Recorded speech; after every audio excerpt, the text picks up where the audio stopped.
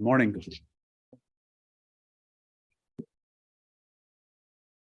So I have another copy here for somebody who needs. Morning.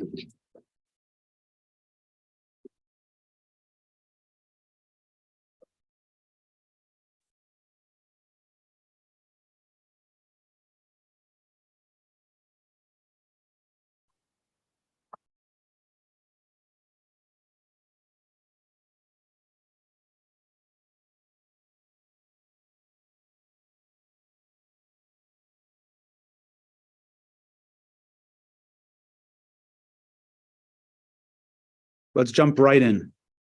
So the last thing we spoke about, or at least we referenced, is the idea that the waving of the Omer, which, as we've discussed, represents the idea of essentially exposing the animal soul's origin. We elevate the barley offering, which is animal food, essentially bringing the animal consciousness back to exposing its origin, its spiritual origin, that the animal soul has this very high and lofty origin. Its origin is even higher than the godly soul. The Torah instructs us to do this on the second day of Passover, but it doesn't say on the day after the holiday. It says on the day after the Shabbos, even though, as we've discussed, Passover, the first day of Passover, can fall out on any number of days of the week, not exclusively on Shabbos. So why is it then that the Torah specifically tells us to begin the counting of the Omer on the day after the Shabbos, as opposed to saying the day after the holiday? And the answer is that there are two dimensions to the actual Shabbos. Shabbos has Friday night, represents one dimension, that's the emotional characteristics. And then you have Shabbat, or known in Kabbalistic terms as Ze'er Anpin, small faces. And then you have the day of Shabbos. The Friday evening represents the attribute of the dimension of Malchus, the lowest of the 10 Sephiros. And the day of Shabbos represents the 6 emotional characteristics known as Ze'er Anpin. So when we say the day after the Shabbos, remember, Malchus is the lowest of the 10 spheres. If you look at your diagram here, you'll see on the top part of the page, Malchus, kingship, is the lowest of the 10 sephiros. The 6 above it are called Ze'er Anpin, small faces. Those are the emotional characteristics. And when we say the day after the Shabbos, so if Shabbos is represented by those 7 dimensions, the day after the Shabbos means the dimension that's higher than them. You feel me? To use modern slang, you don't feel me. Okay, so in the mystical, in the Kabbalistic building blocks of existence, Shabbos is represented by the 7 emotional characteristics broken down in the divine energy that's manifest on Friday evening, which is Malchus, kingship, and then we go higher, we go above it to Shabbos day, which is the 6 emotional characteristics that are above it, known as the Ze'er Anpin. So on your paper, they're all categorized here as emotions. Shabbos is a day where the divine energy of these dimensions is manifest. As we go through Shabbos, we climb higher and higher. Shabbos is a day of divine revelation. So we begin the Shabbos at Malchus, at kingship, which, by the way, on a very practical level, what happened on the first Shabbos? What happened on the first Sabbath, the first Shabbat, on Friday evening, when God created the world? As the sun was setting, God said, I just created a world and no one acknowledged me. I'm the king of this universe and no one acknowledged me. So Adam gathered all of the creation, the Midrash tells us, and he said, Hashem, O king, garb yourself in glory. So Shabbos is a day where we recognize God's greatness, God's kingship, God's royalty. Friday evening is manifest in the lowest of the 10 dimensions, known as Malchus. And then Shabbos day, as we've begin to navigate deeper into the day of Shabbos, we experience the divine revelation of the 6 emotional characteristics. What would be after Shabbos? What would be after Shabbos? In other words, what's higher than Shabbos? Higher than Shabbos is a level that is above the emotional characteristics, surely above the dimension of Malchus. So if we are saying that we want to access the source of the animal soul, and we're saying that we do that through waving the barley offering, and when do we do that? We do that after the Shabbos. It means that the source, the spiritual origin of the animal soul is after the Shabbos, i.e. higher than the Shabbos. You feeling me a little better now? Yes? A little bit? No. Let's think another way to put this.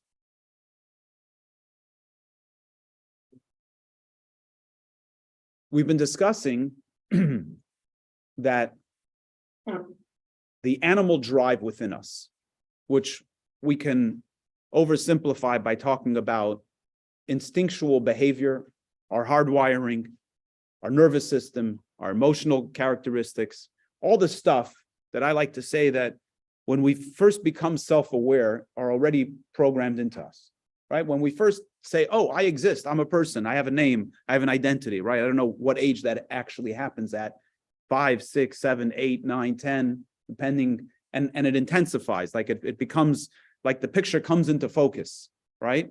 I think it ultimately comes into focus when you hit about 25, 26, when your prefrontal cortex is fully developed. That's when full self-awareness comes in. But I'm being a little tongue-in-cheek there, but actually it's 5, 6, 7, 8, right? When you begin to hit puberty, that's when you become aware that there's an I, there's a me. All of that is animal soul. That's not godly soul. All that's animal soul. What this discourse told us is that animal soul's origin, even though what is its preoccupation? The animal soul's preoccupation, first at its most basic level, is survival. Maybe a little bit higher than that is pleasure, right? If you take God out of the equation, take purpose and meaning out of the equation, what's our whole focus? Our whole focus is me. Serve ourselves. I'm hungry, I'm tired, I want to feel good, right? That's the godly soul says, not me. The whole identity of the godly soul is God. I don't want to think about me. What's my purpose here? Who am I serving? The discourse told us that the animal soul's origin, even though you might say, well, look at it, it's an animal, it's preoccupied with self, that animal soul's origin is actually higher than the godly soul. It's a very important awareness, because when we can actually embrace that fully, then we suddenly become empowered not to do things selfishly, not to do things in our self-interest, because we realize that the only reason why God gave us an animal soul is to harness it to do big things. Again, by way of analogy, you have an ox, which is a beast, right? If you see it just as a beast, an untamed beast, so then it's a beast. But if you see it as a powerhouse, you put a yoke on it and you plow a field. Suddenly you have food to eat. If you see your animal soul as the enemy, if you see your animal soul as a negative force, then it drives you down. It doesn't lift you up. Did anybody make a mistake in the last week? Do something stupid? Do something that you felt like, oh shoot, why did I do that? What went on in your mind and in your heart after you did that? A lot of self-judgment. I do that. I made that stupid mistake again. I opened my mouth when I shouldn't have. Right? All of this judgment. Now, what's all that judgment? All that judgment is coming from a place of saying, I should have been better. I should have known better. Do you say that same thing when you know the cat shreds the curtains? You might be upset that the cat shreds the curtain, but cats shred curtains or whatever else cats do. Give them a ball of yarn and a cat's going to unravel it. Why? Because it's a cat. It's just what it is. Give a lion a piece of meat, and the lion's going to devour it because that's what lions do. Our animal happens to be a little bit more complex and a little bit more sophisticated. So our animal has the ability to talk, has the ability to walk, has the ability to think, but it's still an animal. And because it's an animal, you're going to make mistakes, wittingly and unwittingly. It's just what's going to happen. So why all the self-judgment? Now, if we can move away from self-judgment and say, wait, I just behaved in a selfish way. Why? Because I have an animal soul. But where's my animal soul actually from? It's from a very high spiritual place.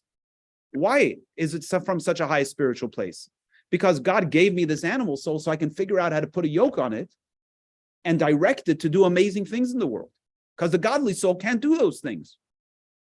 The godly soul can't build buildings. The godly soul can't do kindness for others. The godly soul can't study Torah. Not in this world anyway. So if I realize that I have an animal soul and it has a very high origin, I move away from the self-judgment and I move to the question of what am I supposed to do with this? So something happens to you, as we've been discussing earlier in the discourse, something happens to you, some kind of external challenge. So if you see the animal soul as the primary, so what ends up happening is you become the victim. This is happening to me. But if you see the animal soul as having a very high divine origin, you don't say this is happening to me. You say this is happening for me. It becomes a question. What am I supposed to do with this? It's not happenstance. There's a purpose here. And the greater you see the origin of the animal soul, the higher you see the origin of the animal soul, the more empowered you become to direct the energy of the animal soul to high and wonderful things. So the mitzvah that this discourse is based on, which is that on the second day of Passover, we bring the Omer offering. The Kohen, the priest, brings the Omer offering, which is this act of waving a barley offering being animal soul. What's the idea of waving? The idea of waving is elevating. We're bringing up the animal soul to its divine origin. What is the divine origin? So the Torah tells us the divine origin of the animal soul is after the Shabbos, meaning it's higher than the Shabbos. So whatever spiritual level the Shabbos is, the animal soul's origin is higher than the Shabbos. What is the Shabbos? The Shabbos has two dimensions to it. It begins with Malchus, the lowest of the 10 Sephiros, and it moves in to the 6 emotional characteristics. That's what the Shabbos is. The Shabbos day is the 6 emotional characteristics. So what is after the Shabbos? It's something that's higher than those dimensions. So imagine that. Shabbos is this amazing divine revelation. But the animal soul's origin is even higher than the Shabbos. It's a pretty high origin. It's very empowering. We begin to think about this powerful energy, this powerful force that we have inside of us. If we really identify with it, we realize how powerful we are. But we can only do that when we connect the animal soul to its origin, when we have a consciousness about how powerful we are. If we see ourselves as just animals with self-interests, then we're a victim. Then we act like a victim. We're subject to our circumstances. Look at me. This is how my father raised me. This is how my mother raised me. This is my genetic makeup. This is the mistakes that I made. These are the influences that I had in my life. Oh, I'm stuck. But if I say, no, I'm not stuck. I'm very powerful. Where does all that come from? All that comes from God, who put this into me for a purpose. Now I'm a powerhouse. So the act of waving the barley is the act of taking the animal food, the animal consciousness, and exposing its origin. So maybe the point is,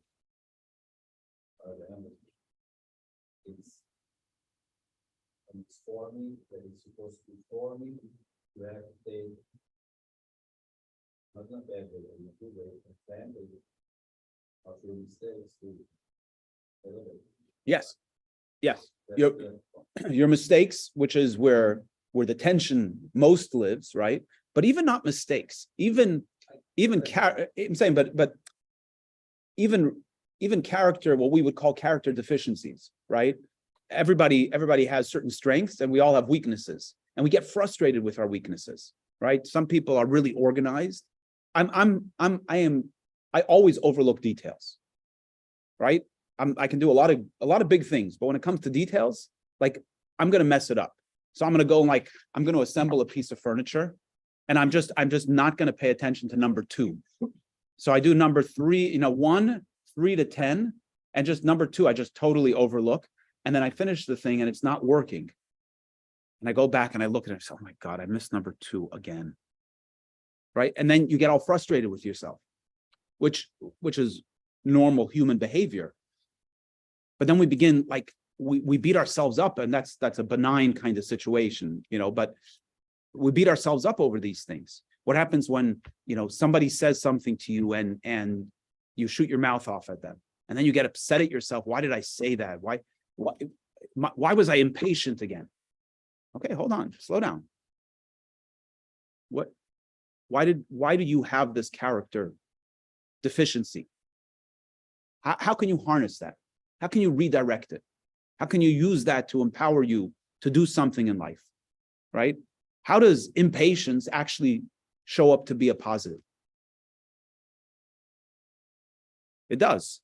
For people who like to accomplish things, being impatient pushes them to get things done quickly. Now, that doesn't mean you should just go blindly into things, but it's a very positive quality. Every quality, every negative has a positive, every positive has a negative. So all character deficiencies have a positive to it, and every positive quality has a deficiency to it. You have to identify what those are within yourselves. But if you're busy with the self-judgment, and you'll have the self-judgment when you don't realize that you're so powerful, then you become paralyzed, you become stuck there, right? You think about, I'll share something, very personal. Today is, some of you joined us for service this morning. Today is my mother's anniversary of passing, the yahrzeit. My mother passed away when I was 12. Obviously, a very dramatic and very impactful event in my life. And in my teen years, it was a very difficult thing to process from a faith standpoint, from just a human development standpoint. But as I got older, I began to realize, and doesn't let God off the hook. It doesn't let anybody off the hook. It doesn't change the human component, but that event shaped me in so many ways in my life, right? So this terrible, tragic event in my life that shaped me, and so much of the good that I might have done in this world was driven as a result of that singular event. So I have 2 choices, and there are people in the world that go through similar kind of tragedies, and they become paralyzed for life by it. They never get over it. Why? Because I think I have a gift that I grew up in a home where these valuable teachings were fed to me from a very early age. The idea of divine providence, that things are structured in a certain way, that there's the hand of God in it, so that whatever you experience is all part of a master plan. So I could become a victim, or if there's a master plan, then I have a choice to not become a victim, because it's happening for a reason, it's happening for a purpose. So what am I going to do with that? How am I going to activate that purpose? So it happens from things that are happening outside of us, and it happens from things happening inside of us. Character deficiencies, character flaws, mistakes that we've made. People make mistakes and then become stuck by them for the rest of their lives. There are choices that we make as young children, as young adolescents, that actually affect us for the rest of our lives, right? People, when they're 15, do stupid things, and their lives are shaped for that forever. But there's a master plan in that as well. So if there's not a master plan, you can be 65, looking back at your 15-year-old self, and you screwed my life up. And you could be looking at that for the rest of your life. You're a victim of your 15-year-old self. And a lot of people get stuck there. Or you can say, no, there's a purpose in that. And whatever choice that was, no matter what damage that caused, no matter how that affected me, it shaped who I am. And now I have the ability to live my life differently, purposefully, utilizing that negative into a positive. But that only becomes valuable, like authentically, it's only valuable either if you're in this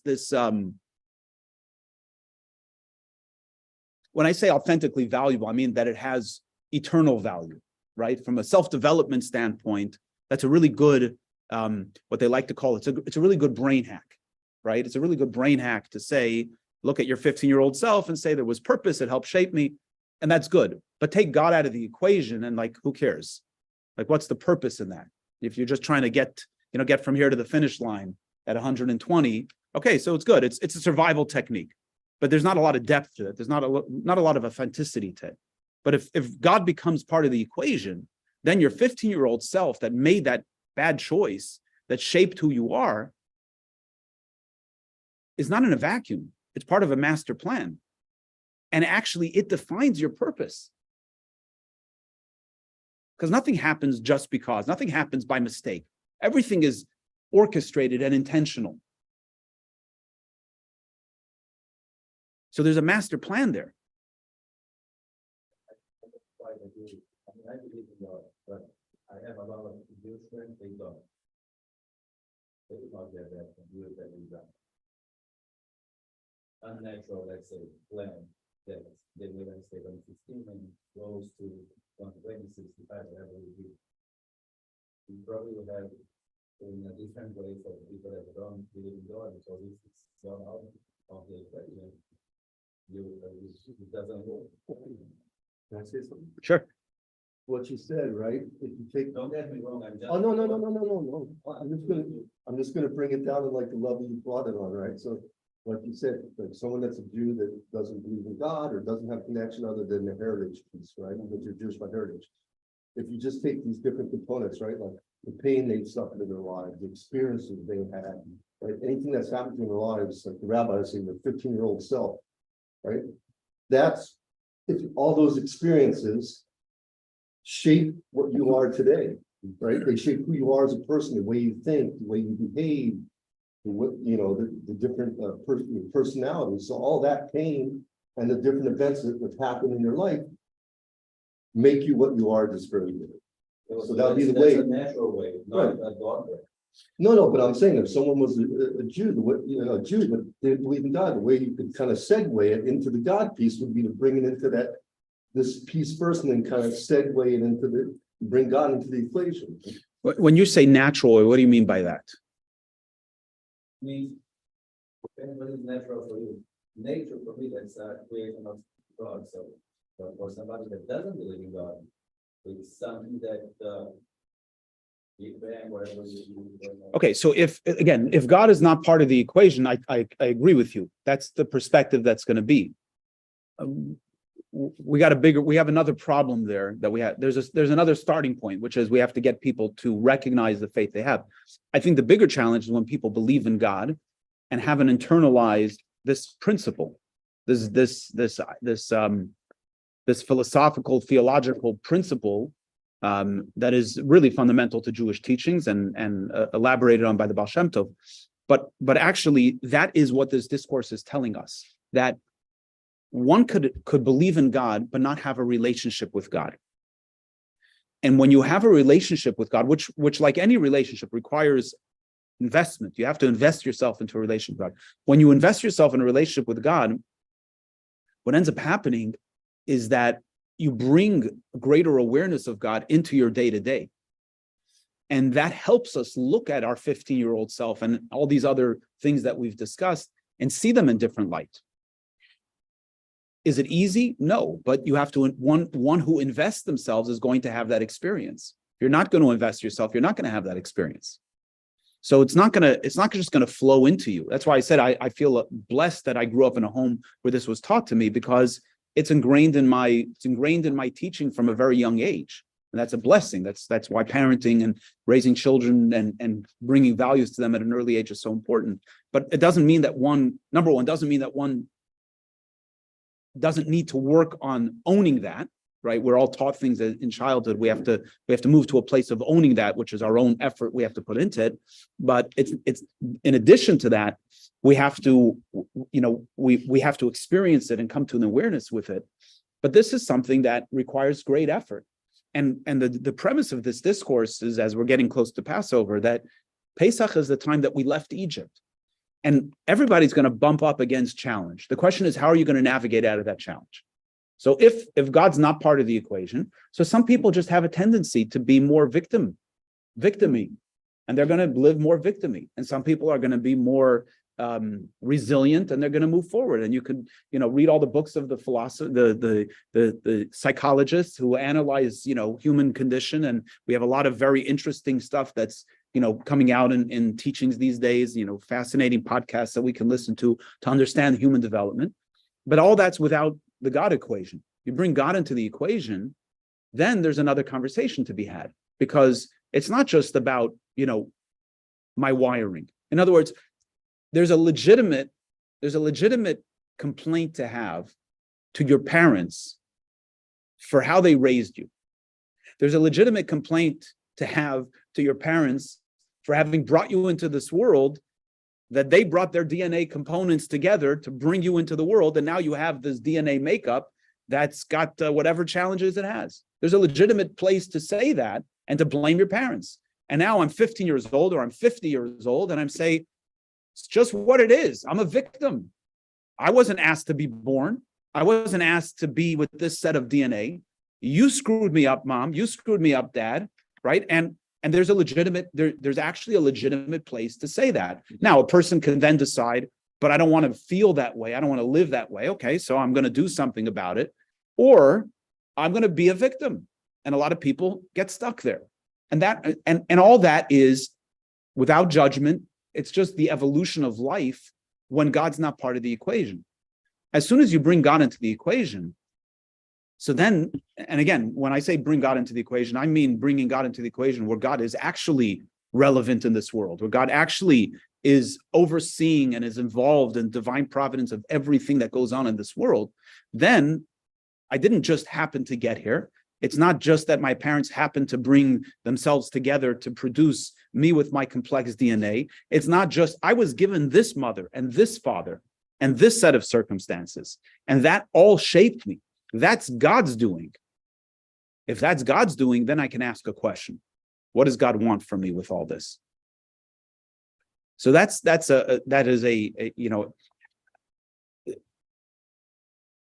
what I want to say this, I don't mean this aggressively. There's no room for debate about this.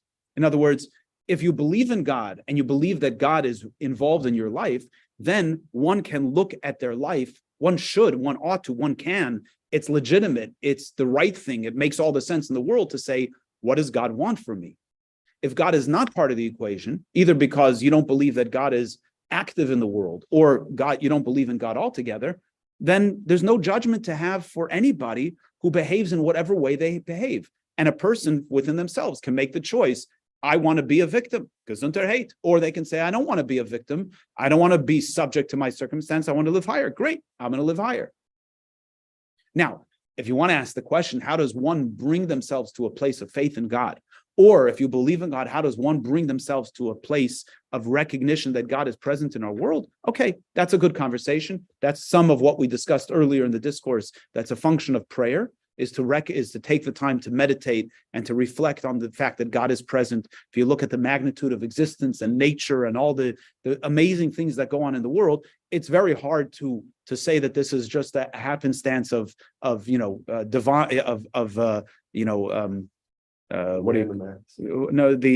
galaxies just happen together with these gases, and the world just it's very hard to say that. So but that's work that one has to invest themselves in, but it's doable. A person can bring themselves to that place of faith. But having said all that, let's get back to subject matter here. So again, the point is that all of this human condition, all of this animal soul condition, the act of waving the Omer is the act of bringing this into our consciousness. And that's why it says on the day after the Shabbos, because the Shabbos here doesn't mean the Sabbath, but it means the level that's higher than the spiritual dimensions of Shabbos. So let's continue. So remember that we said there are two things. There's the act of waving the Omer. That's the first thing. And that triggers, I don't mean triggers like today's kids say it, but it activates the mitzvah of counting the Omer for the next 49 days. So the act of waving the Omer offering, that's the act of bringing the consciousness of the animal soul to its origin. What is the counting of the Omer? What is the spiritual service of the counting of the Omer? So he says,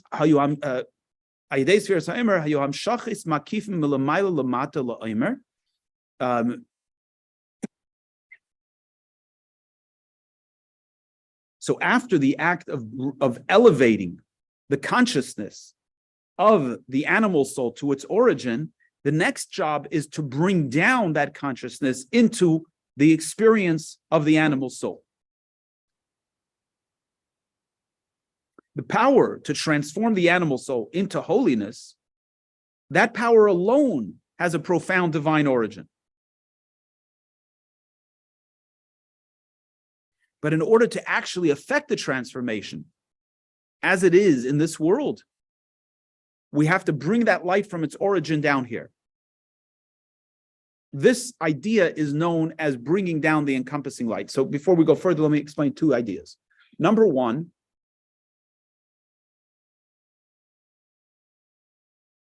sometimes we have profound awarenesses. We have something that really clicks for us.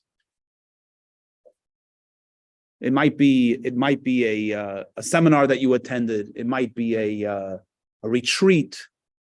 It might be a moment of profound awareness. And something crystallizes for you in a way that it didn't your whole life.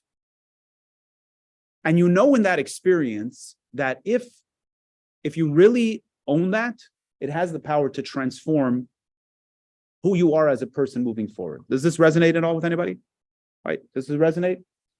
In other words, you have this experience, and it could be you're reading something, and you say, "Oh my gosh, that's me.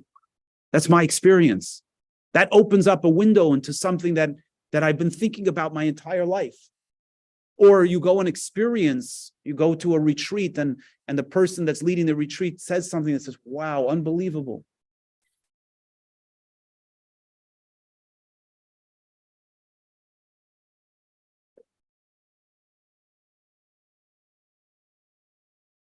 The lights just went on. But if you're not going to do something about it, if you're not going to invest yourself in internalizing it, it's going to go away. It's going to fly away. And when I say it's going to fly away, you might not even remember the awareness. But even if you remember the awareness, you're not unpacking it. You're not capturing it.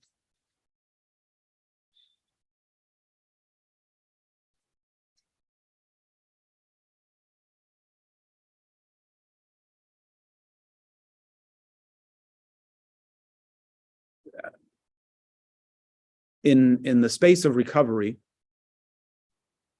the big novelty that started AA was this idea that a person needs to have a spiritual experience.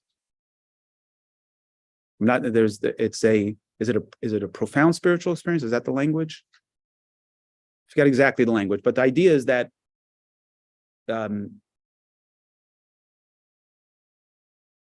to have a profound spiritual experience shakes the person out of one state of consciousness into the next state of consciousness. But then you have to work the steps. The steps are action. They're action items. Because just to have a spiritual experience, you can come every Saturday. I give a half-decent sermon.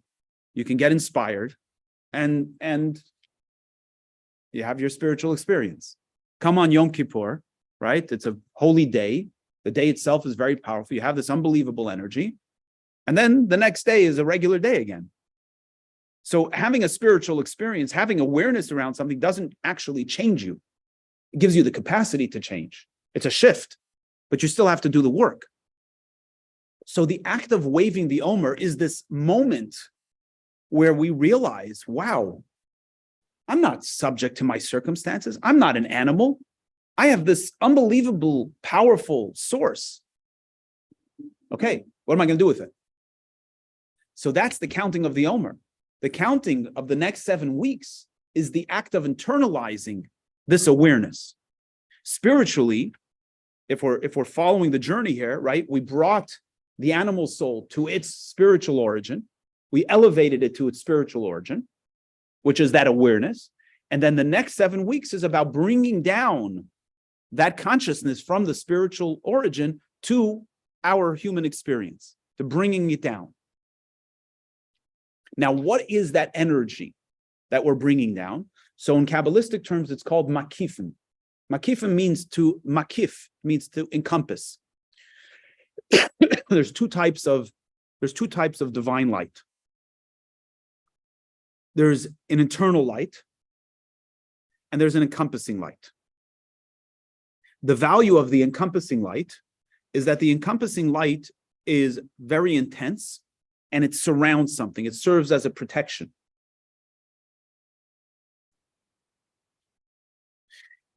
But it also represents that it's very high.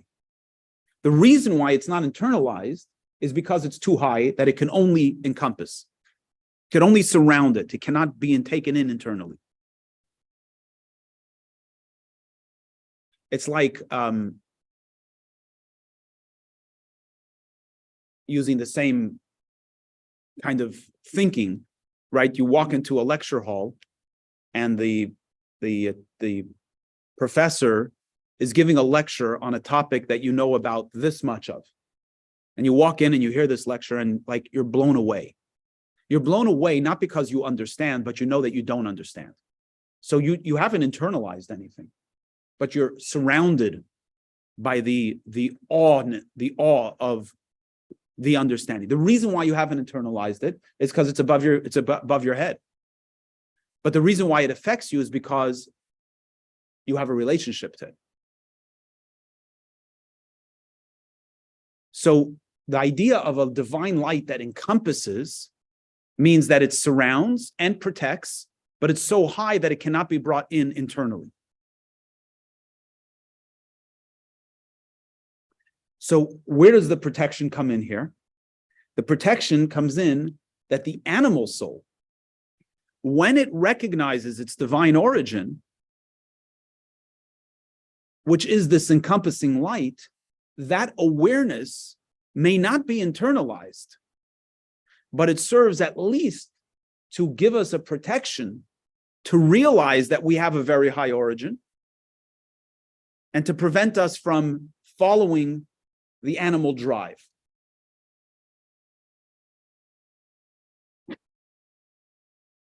Yes. The animal is higher than the Shabbos? Is it like higher than the Ketan? Or It's like in terms of what source is it? so it's actually related to Bina. We're going to talk about that in a few minutes. So the act of the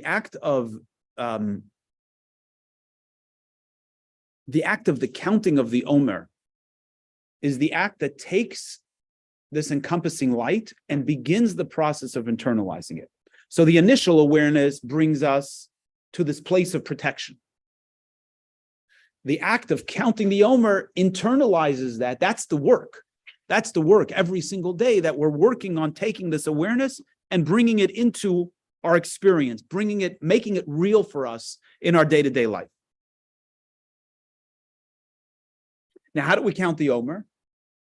We say, Hayom Yom Echad LaOmer. Today is the day that's one of the Omer.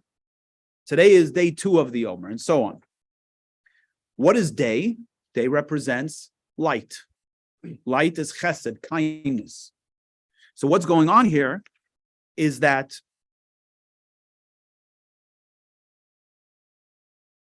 the act of counting the Omer is the bringing down of the divine light, the divine manifestation of kindness, of chesed, into the animal soul, into the Omer, right? Hayom Yom Echad LaOmer. Today is the day. It's the manifestation of light. It's a manifestation of kindness into the Omer, into the barley, into the animal soul, to create that transformation. Now, he doesn't get into it in this discourse, but if you look on your paper for a second, you look at the emotions, the 7 emotions. These are all of human emotional experience can be defined by these 7 emotions. And not exclusively. They could be exclusively. It could be an exclusive experience of love, an exclusive experience of fear, and so on. or it could be a combined experience. So just to very briefly, because I don't want to get distracted by it, very briefly, a parent can can choose to not give a child the candy, which is an act of restraint, an act of discipline, an act of gevura, strength, if you see the text of the second of the attributes. But why is the parent not giving the child the candy? Not because the parent is nasty, but because it's 7 o'clock at night and the child needs their sleep, and going to sleep after eating a candy is a very difficult thing for the child. So it's actually an act of love. So what's dominant? Dominant is strength, but in the strength is love. Conversely, you have a judge who has a first-time offender for a petty crime. And if the judge senses the personality of the offender, and if the judge throws the book at this child or this first-time offender, you may turn this kid into a monster. So the judge says, we're going to let you off with a lenient consequence.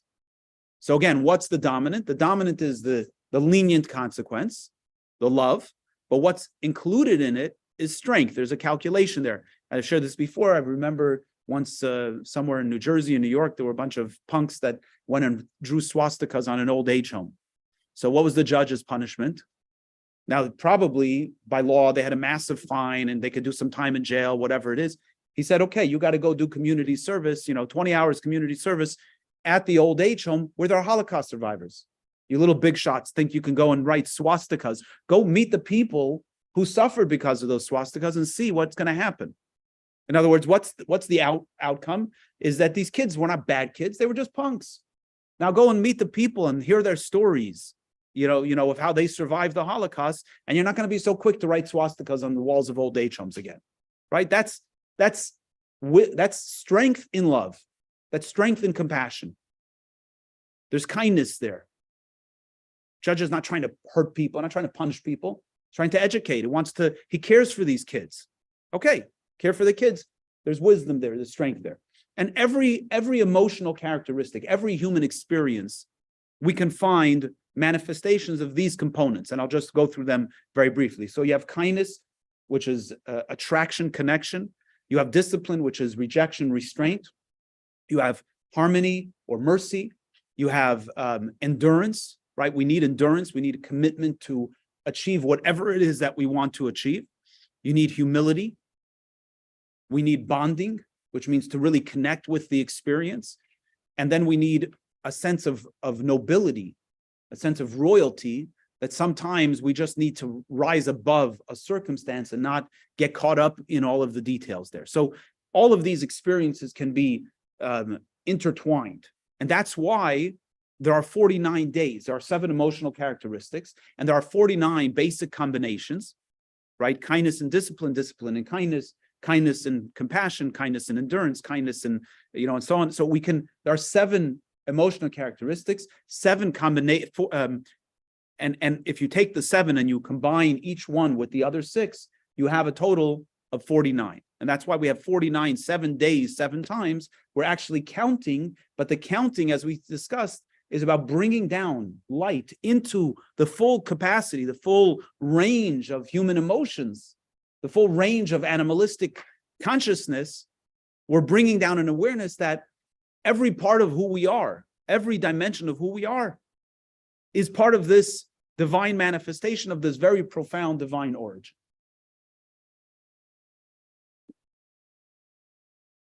The end of the verse, with the instruction to count to Omer, Usefartem Lachem imachras haShabbos, it says, L'ritzoinechem lifnei Hashem.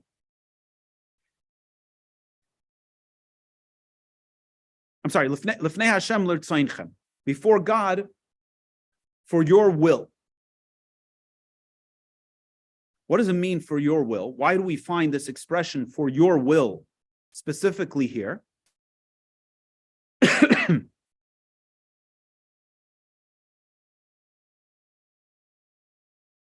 So the Alter Rebbe tells us that what's going on here is we're not talking about the will of God.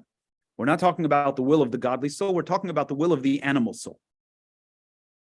Because here, this is a mitzvah that God has given to us, human beings, souls in bodies. Because the objective here is to create that transformation in our very person.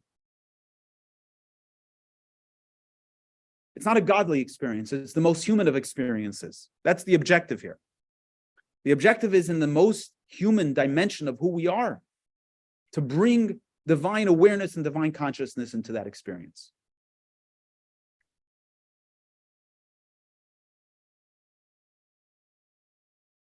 So here's how the verse goes. Usefartem Lachem, and you shall count for yourselves. Yourselves meaning to bring down into the full dimension, into you, into the full dimension of who you are, to bring down the divine light. Where is the divine light come from? Mimachras HaShabbos, from the level that's even higher than the Shabbos, meaning the origin of the animal soul.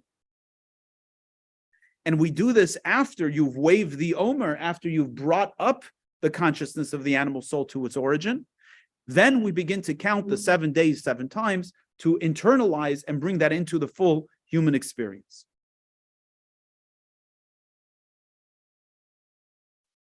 So let's recap. And then we're going to, after we recap, we're going to focus on one idea, to your question, Claire. And then next week, we're going to, God willing, finish the discourse. So let's recap. Passover is the exodus from Egypt.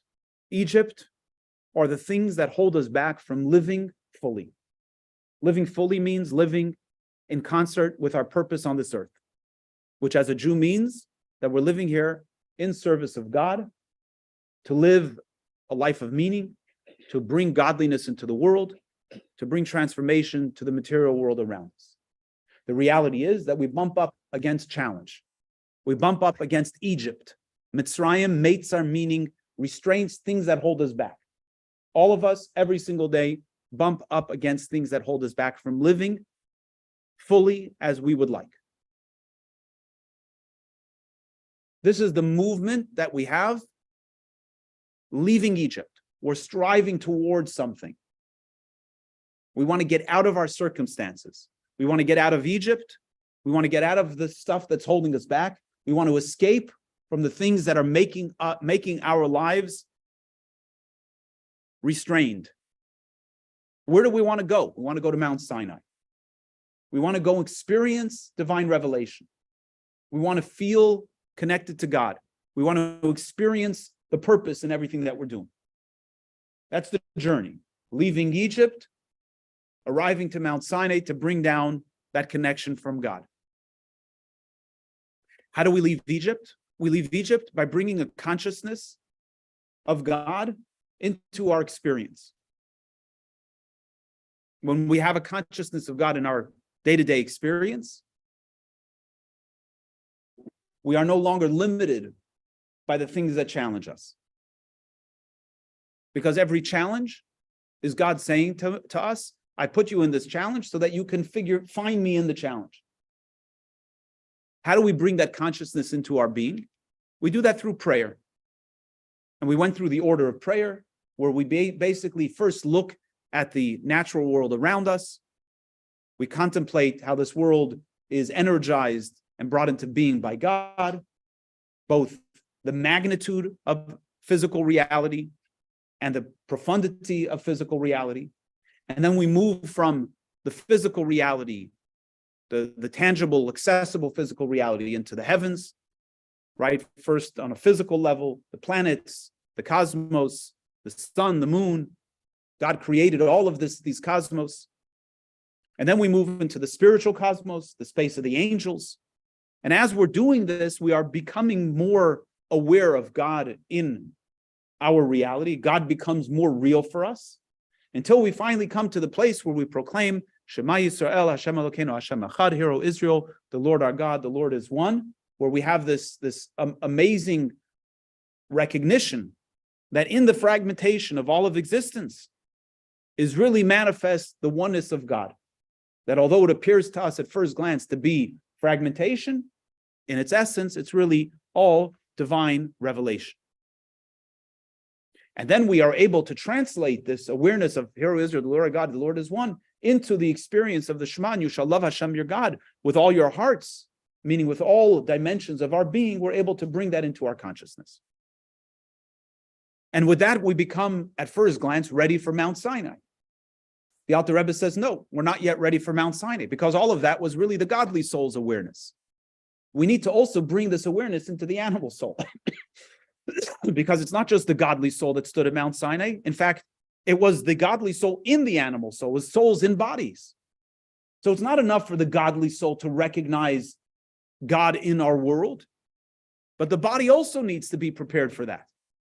How do we bring the body to its preparation to receive God? That's by telling the body that you're not just a body, you're not just an animal, you have this profound divine origin. And that's why after we leave Egypt, after we first have this divine consciousness of the godly soul, the next step is to elevate the animal soul to its origin, which is why after the day of Shabbos, after the spiritual levels, but primarily after the celebration of the first day of Pesach, after the Exodus, the next step is to bring the Omer offering, because the act of the Omer offering brings up the consciousness of the animal soul to its source, telling the animal soul, you're not an animal, or you're an animal, but your origin is a very holy animal, such a holy animal that you find yourself on the divine chariot. You're even higher than the origin of the godly soul. You're very powerful. And then for 7 weeks, what do? We work that awareness every single day to integrate that awareness into all dimensions of our animal soul. That every part of who we are wants to serve God. Every part of who we are becomes aware that we're pretty darn holy. We have a very high origin. And therefore, all of these drives, all of these failings, all of these flaws, and whatever else we have that challenges us is all part of a master plan to help uncover the very light of the animal soul in this world, to take that drive and use that to bring a consciousness of God into the world.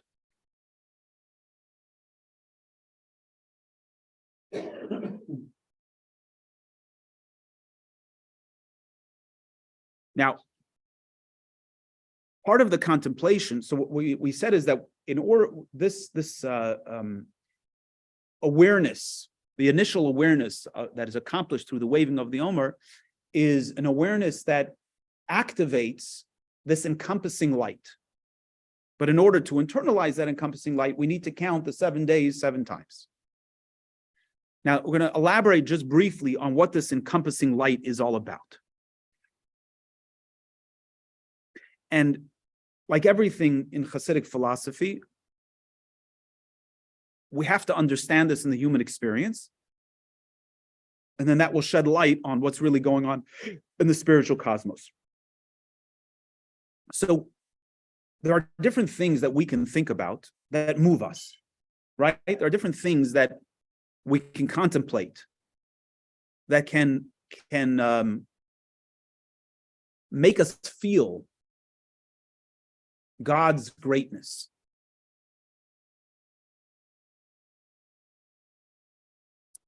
For example, for me, one of the most profound experiences,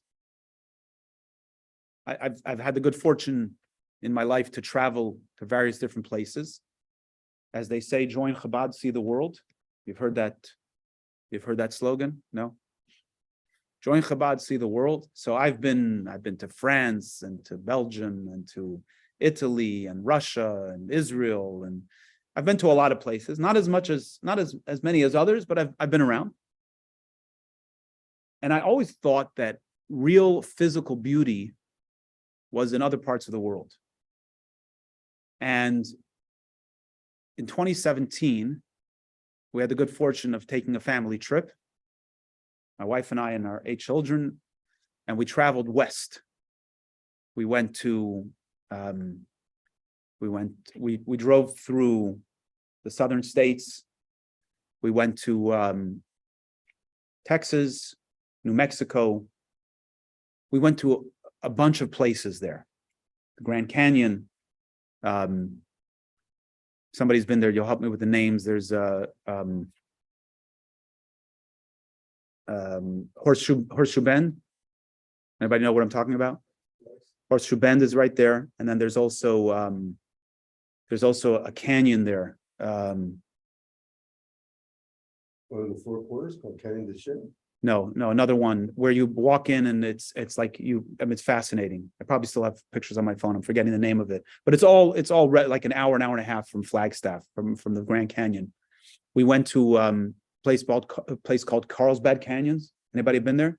Yeah, unbelievable. I mean, you're talking about and just driving the plains of New Mexico and seeing the expansiveness of the plains and the sky. You see the sky there. Like, we were driving back from the Grand Canyon, and it was late at night. One of the kids needed to go to the bathroom, so we pulled over to the side of the road, and they went out, and then I looked through the sunroof and I see the stars, and I said, wait, let me get out of the car. My God, it's like, do you see the Milky Way like that? You just don't see that anywhere else. I mean, it was unbelievable. That's unbelievable. That kind of experience, to see God in nature, is so impactful. And people see that in so many different ways. Some people are sensitive to seeing it in the trees and the seasons. Some people see it in going scuba diving. You see it in the oceans, which is also fascinating. I haven't gone scuba diving, I've gone snorkeling. I mean, you see things that blow your mind and make you feel the wonder of God's creation and a recognition that God is very relevant.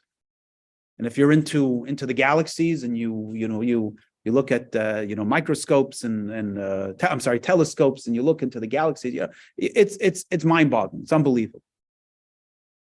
But there's a closeness there, because you can touch it, you can see it, you can feel it. And the impact of that experience is internalized. On some level, it's internalized. But when we begin to think and contemplate God as he is outside of the sphere of physical creation, you read the prophets about the angels, the prophecies of Ezekiel ascending to heaven. You read this, you study it. It's awesome. It's awesome. But it's not personal. Because it's not our experience. We can't see it, we can't touch it, can't feel it.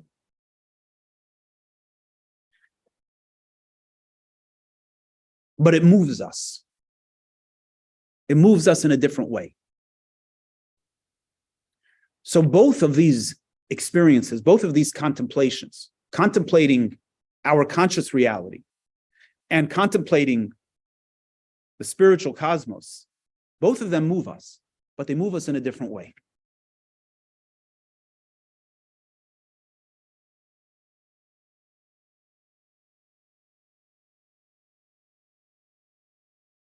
The contemplation of God as he is within creation,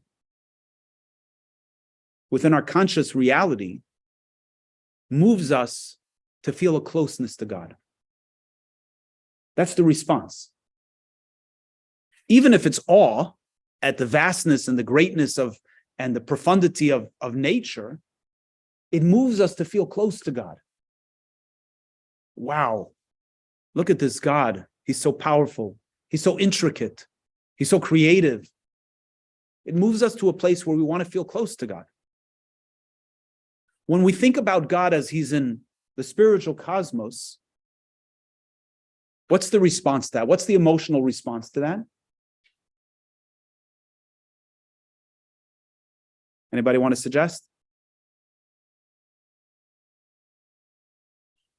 What's the emotional response to contemplating God as he's in the spiritual cosmos? Awe. It's not closeness, it's awe. Awe is by definition distance. But it affects us in a different way.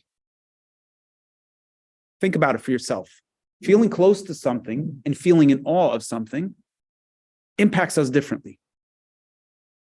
The awe, in a sense, stuns us. it becomes a protective shield around us. The closeness makes us feel intimate.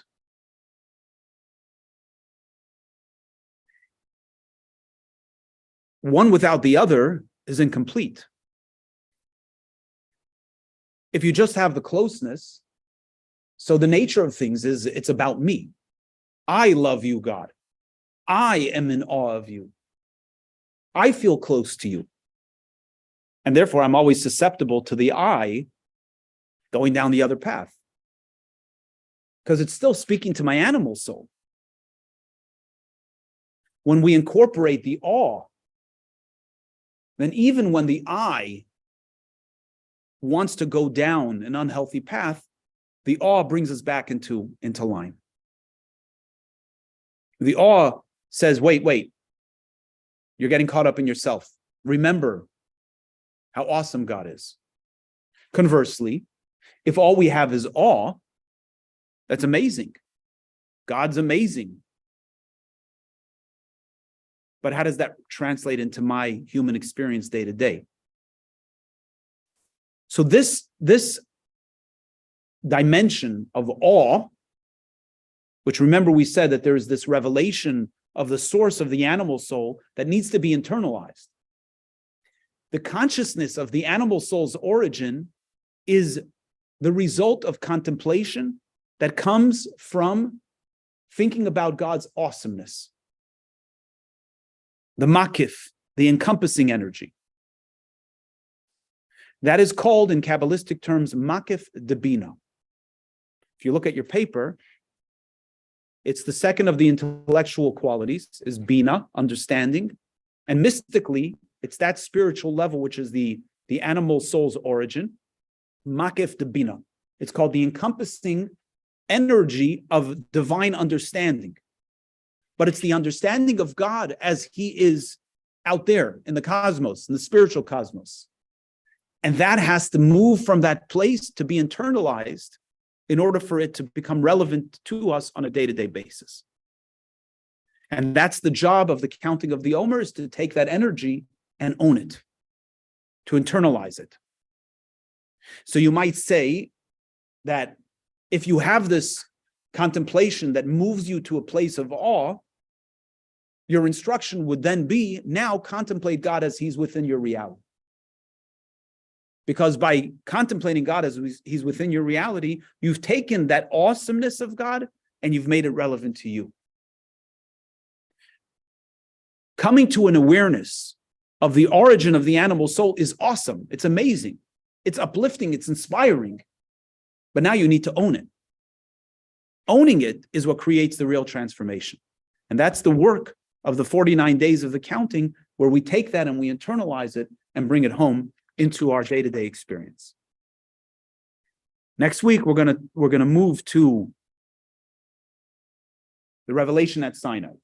Now that we've left Egypt and we've counted the Omer, we've harnessed ourselves in a greater awareness of God's presence. We've moved our animal soul to its origin. We've done the hard work of internalizing it. Now we're ready to experience the revelation at Sinai, and we're going to talk about what that really means and how we take that into our own experience for the days that follow the revelation at Sinai. Any questions?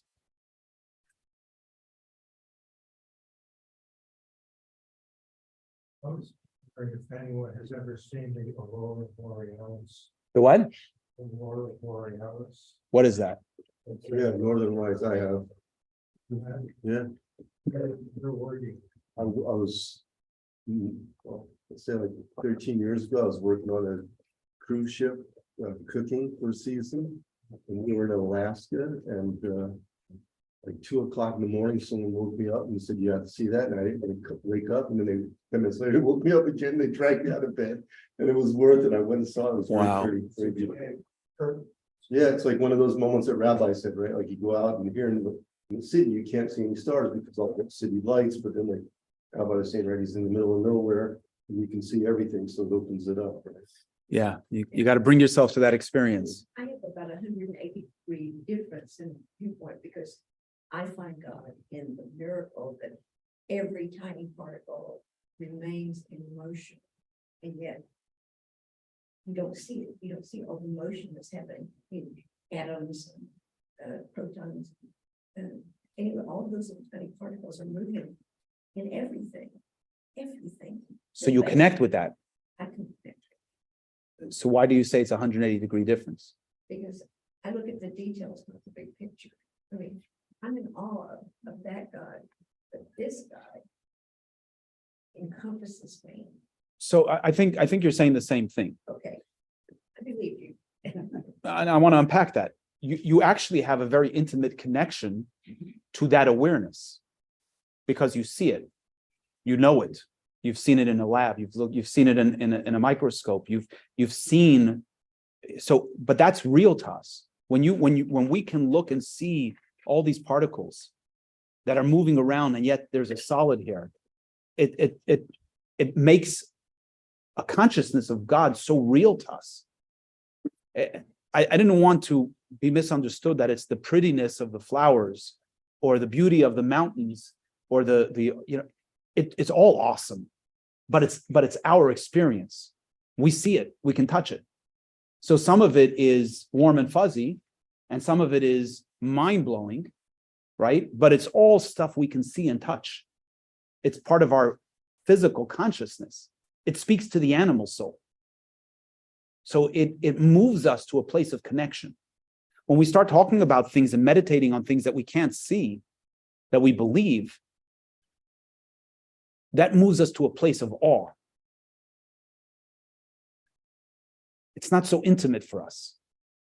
And that awe is very powerful, but we have to put it in context. It's awe. It's not intimacy. And we need both.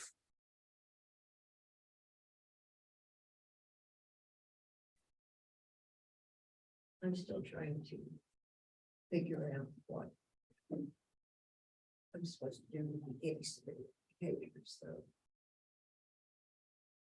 Yeah, it's a good question. But that's also part of an awareness that God is present.